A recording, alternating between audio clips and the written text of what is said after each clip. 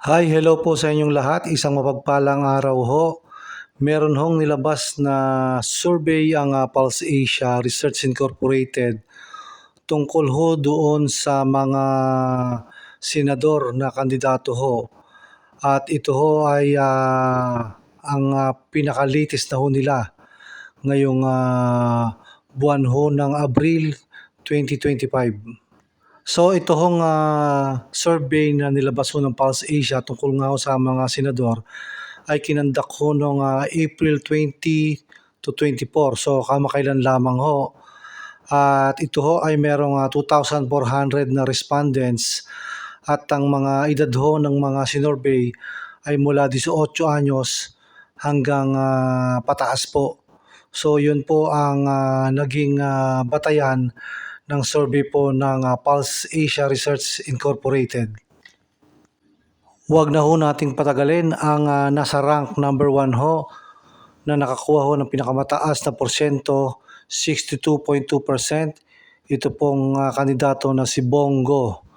Ang rank number 2 to 4 ay walang iba po kundi si Erwin Tulfo na nakakuha ho ng 42.4%. At ang nasa rank 2 to 4 position ay ito pong si dating Senador Tito Soto at siya ho ay nakakuha ng 41.1%. Ang nasa rank number 2 to 4 ho ay itong si Bato de la Rosa na nakakuha ho ng 41%. So dito ho sa survey na to ay tila tumaas ho ang ranking nitong si Senator Bato de la Rosa.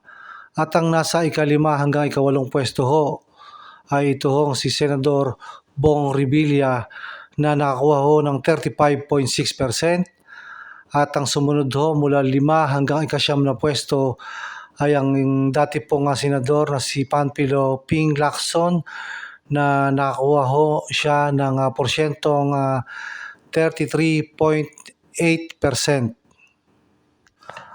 Ang sumunod naman po dyan ay ang nasa ikalima hanggang ikasampung pwesto ho ay itong si Ben Tulfo na nakakuha ho ng 33.5%. So sa ating obserbasyon at sa mga lumabas ho na survey dati ay mukhang nasa pangalawa, pangatlo ho itong si Ben Tulfo. Subalit ho ngayon ay medyo bumaba ho ang kanyang porsyento dito po sa survey ng Pulse Asia Research Incorporated. At ang nasa ikalima hanggang ikalabing-isa ho na pwesto ay ito pong si Senador Lito Lapid na nakakuha ho ng 32.2%. At ang bago ho na pumasok sa larangan ho ng senador ay ito hong si Abby Binay na dati hong mayor ng o kasalukuyang mayor ng Makati. Siya ho ay nasa ika-6 hanggang ika-13 pwesto at siya ho ay may nakuhang porsyento na 30.2%. Ang sumunod po dito ay ito pong si Senator Pia Cayetano na nasa ika-7 hanggang ika-13 pwesto at siya ho ay nakakuha ng 29.9%. At sumunod ho dyan ay ito hong popular host na si Willie Revillame na siya ho ay nasa ika-8 hanggang ika-14 na pwesto at siya ho ay merong nakuhang porsyento na 28.6%. At ang sumunod ho dyan ay ang anak ng dating Speaker Manny Villar at kasalukuyang Senador Cynthia Villar at kapatid ho ni Senador Mark Villar ay nasa ika-9 hanggang ika-14 na pwesto.